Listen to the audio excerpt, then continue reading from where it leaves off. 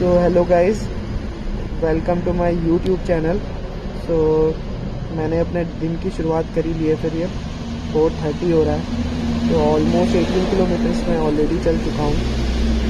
माफ़ कीजिएगा अगर मेरी आवाज़ आप तक ढंग से ना आ रही हो, because it's my first vlog. So random place I am travelling from Bangalore. So fuel up भी करवा ही दिया है। Right now I am somewhere 10 kilometres ahead from my room. तो चलिए फिर आपके साथ मेरे पहले दिन की शुरुआत करते हैं। तो मैं यहाँ पे पहुँच चुका हूँ होस्कोटे टोल गेट पे, और यहाँ तक पहुँचने में मुझे लगा है मेरी प्रीवियस लोकेशन से 10 मिनट का समय। यहाँ से मेरी डेस्टिनेशन जो मैंने डिसाइड कर रखी है वो अभी 120 किलोमीटर्स और बची हुई है।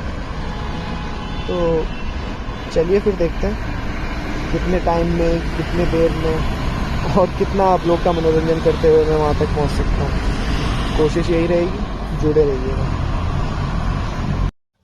तो भाई साहब सीन कुछ ऐसा है, सुबह के लगभग बज चुके हैं 5:45 और मैंने चाय पी लिया। चलिए फिर चलते हैं, आगे का सफ़र तय करते हैं।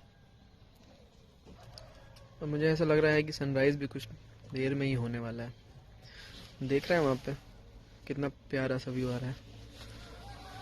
अभी कुछ देर पहले ये ब्लू और येलो कलर का था अभी ये पर्पल और पिंक कलर का हो गया। नाइस। चलिए आगे आपको और अच्छे अच्छे व्यूज़ दिखाते रहेंगे। सो दोस्तों, सुबह के बज चुके हैं 6 और ये बहुत ही ज़्यादा मनमोहक दृश्य है।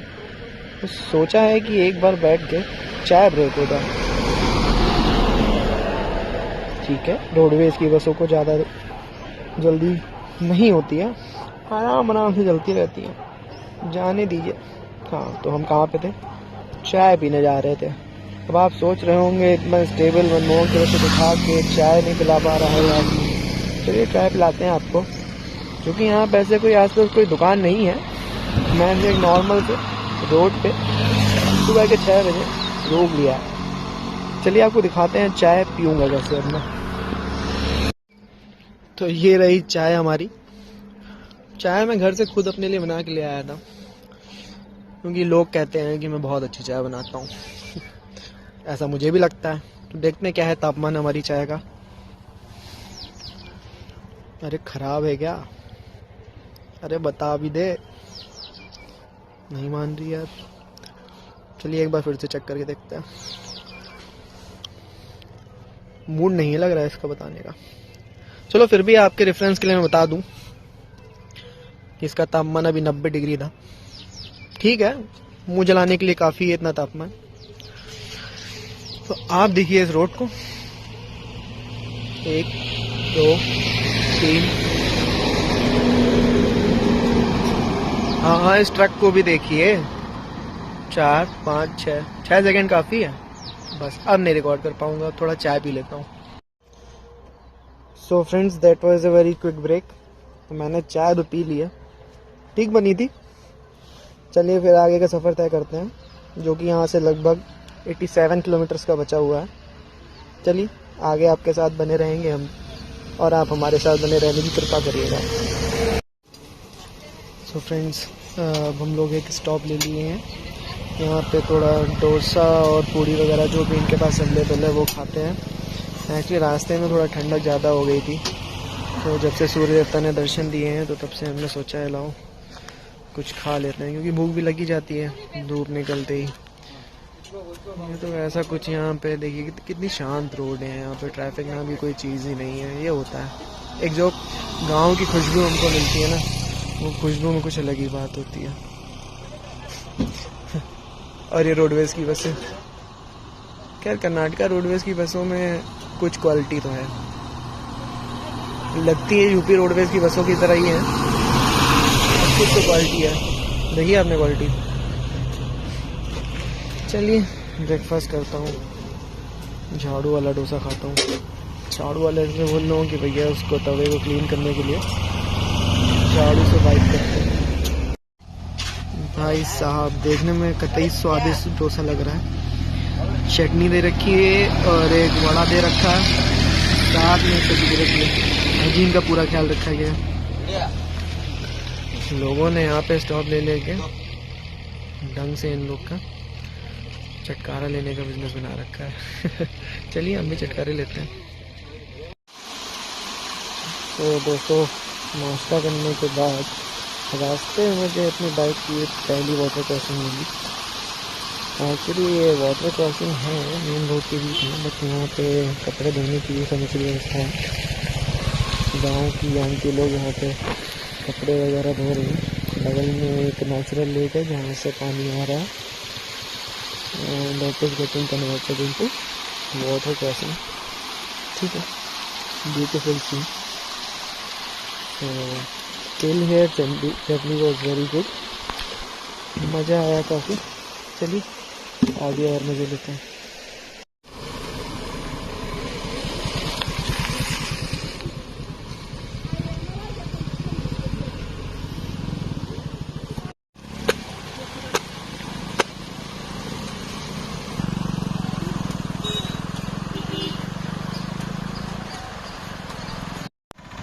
तो दोस्तों, सफ़र में आगे बढ़ते बढ़ते हम लोग अपने रास्ते पे यहाँ पे आंध्र प्रदेश और कर्नाटका के बॉर्डर पे आ गए हैं। ये जो आपको पिलर दिख रहा है, ये आंध्र प्रदेश और कर्नाटका के बीच की सीमा रेखा है। कुछ सीनिक व्यू इस प्रकार है यहाँ का।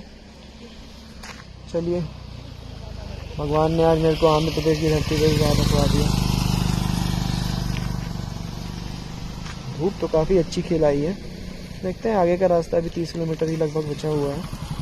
आगे के रास्ते में क्या सीनिक व्यू आता है। रास्ता कुछ लोकल गांव के बीच का है, जो कि मैंने हाईवे को छोड़ के यहाँ से आना ज़्यादा प्रेफर किया है, क्योंकि गाँव की खुशबू और गाँव की शांति कुछ अलग ही होती है। दोस्तों देखिए, लोग यहाँ पे निर्भीक होकर शांति से एक सिंगल लेन रोड में इतने सिस्टमेटिक ढंग से तो चल ही नहीं है, ट्रैफिक नहीं है, बट एक अलग ही सादगी होती है यहाँ के लोगों में। वहाँ पे चेक पोस्ट है एक, आई थिंक फॉरेस्ट गार्ड, तो वो भी शांति से, उन्होंने बहुत अच्छे तरीके से हम लोगों से बात करी। हम लोगों ने उनसे आगे का रास्ता पूछा, तो यही है, काफ़ी अच्छी चीज़ है। गांव की खुशबू में ही बात अलग होती है। बट थोड़ा सा मेरे को यहाँ पे कन्वेंस की प्रॉब्लम दिखी, जो लोकल्स के लिए हो सकती है।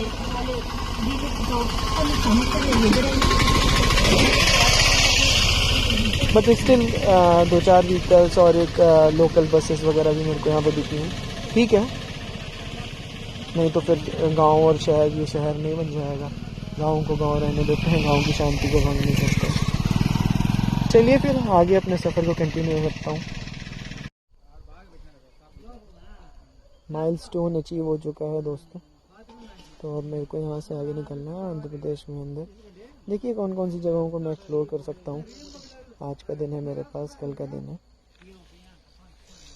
खेतों को मैंने जैसे आपको दिखाया, मुझे लगता है यहाँ पे टमाटर की खेती कुछ ज़्यादा होती है। पीछे पूरे रास्ते भर मैंने टमाटर के काफ़ी खेत देखे। शांति देखिए बस आप,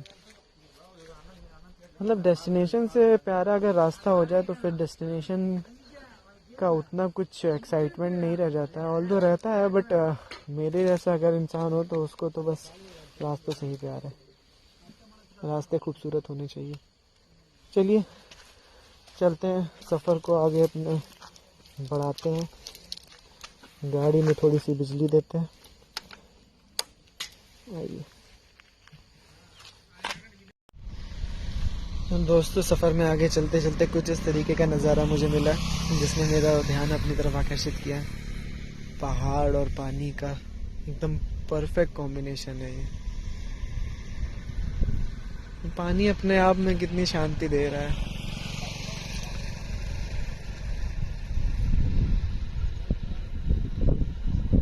इस खामोशी को महसूस कीजिए।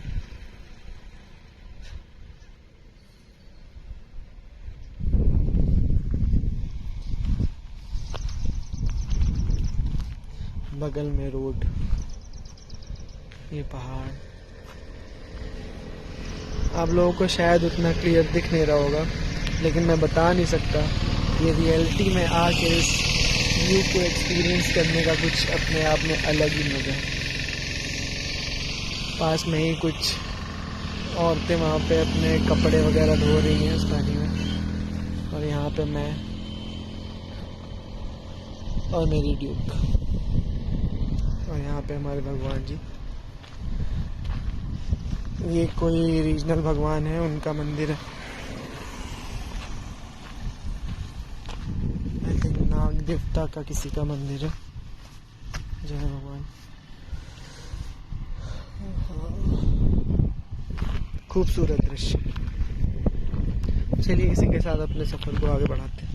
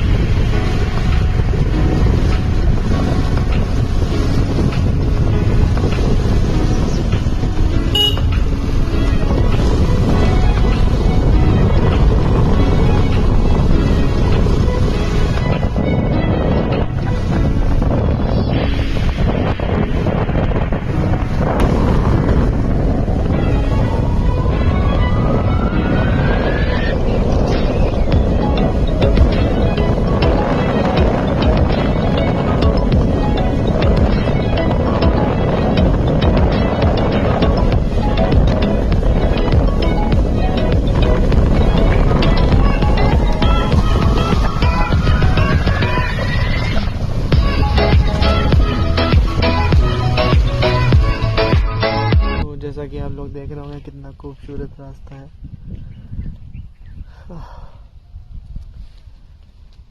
कितनी शांति है। हर एक चीज़ अपने आप में बहुत ही ब्यूटीफुल है यहाँ की। तो हमने सोचा कि चढ़ते चढ़ते ऊपर की तरफ थोड़ी देर यहाँ पे बैठ के इस नज़ारे को, इसकी इम्पोर्टेंस को समझा जाए और बैठ के थोड़ा एंजॉय किया जाए। आप लोग इस नज़ारे को देखिए और एंजॉय करिए। तो फाइनली हम लोग हॉर्सले हिल व्यू पॉइंट पे पहुंच चुके हैं। यहाँ का भी अपना एकदम अद्भुत सा ही नज़ारा है। नंदी हिल्स के कंपैरिजन में यहाँ पे काफ़ी पीसफुल एनवायरनमेंट है।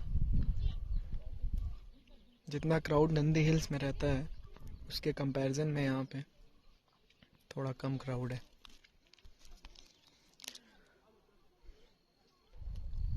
अभी तो जैसे यहाँ पे सूरज निकला हुआ है, काफ़ी तेज़ धूप है, तो उस हिसाब से यहाँ बैठने लायक नहीं हो रहा है, काफ़ी तेज़ धूप पड़ रही है। बट अगर सुबह के टाइम पे यहाँ पे आया जाए तो मुझे लगता है कि काफ़ी अच्छा वेदर रहता होगा यहाँ। देखिए कल सुबह तक अगर यहाँ रुकने का मूड हुआ तो रुकेंगे, फिर आप लोग को सुबह का नज़ारा भी दिखाएंगे।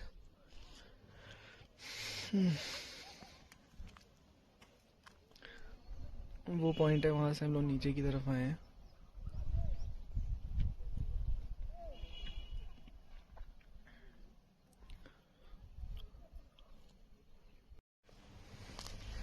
सो guys after seeing that view point, so हम लोग ये हेड मसाज लेके आ रहा हूँ अभी मैं।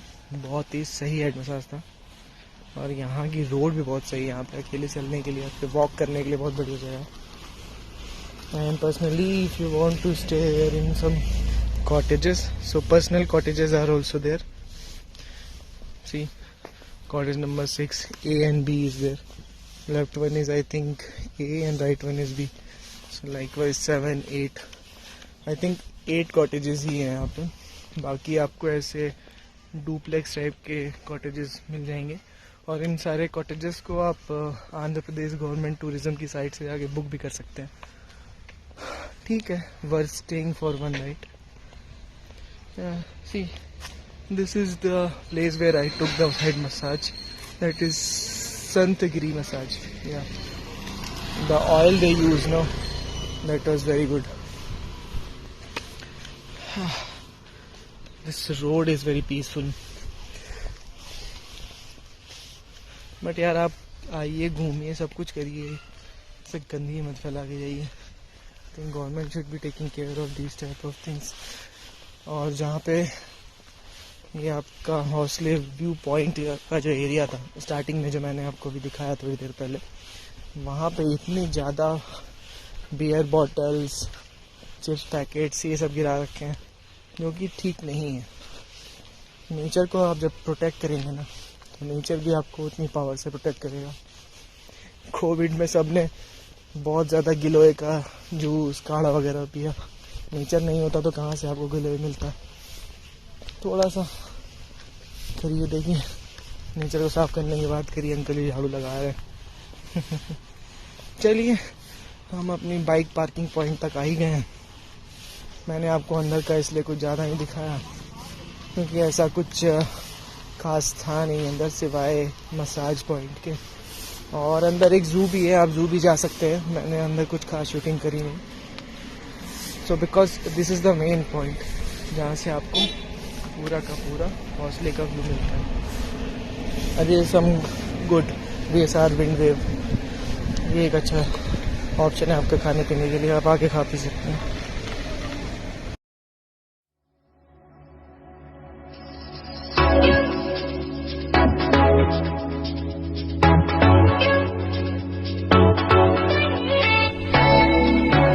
सो फ्रेंड्स, वहाँ से वापस आते आते मैं यहाँ पे बाईपास रोड से गुजर रहा था, तो मैं कोई भी मौका नहीं छोड़ रहा हूँ कि कोई भी एक व्यू दिखे जो मुझे देखने में अच्छा लग रहा हो तो आप लोग की तरफ मैं आपके साथ शेयर करूँ। तो एक लेक है, आई डोंट नो, रिवर है, नेचुरल लेक समथिंग है। तो वहाँ से एक नहर जैसी गांव में खेतीबाड़ी के लिए निकाली हुई है, देखने में काफ़ी अच्छा लग रहा है।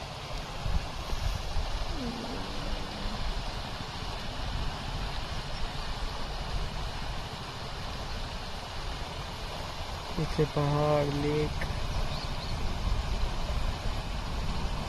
खूबसूरत दृश्य। चलिए फिर इस वीडियो को यहीं पे एंड करते हैं। बने रहिएगा मेरे चैनल पे। नमस्कार।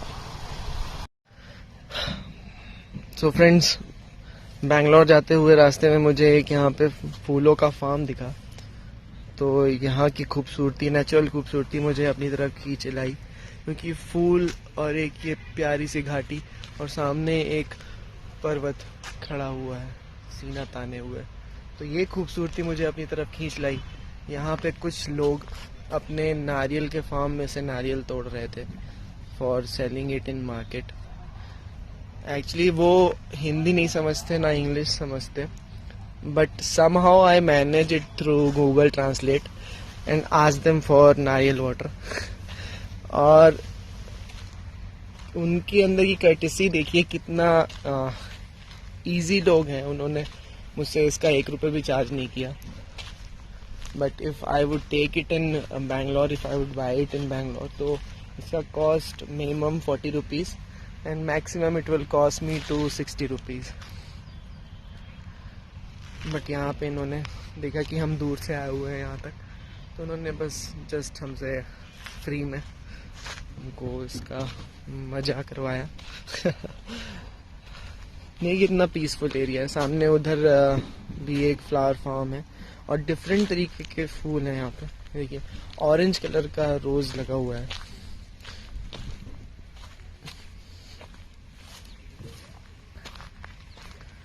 ये देखिए,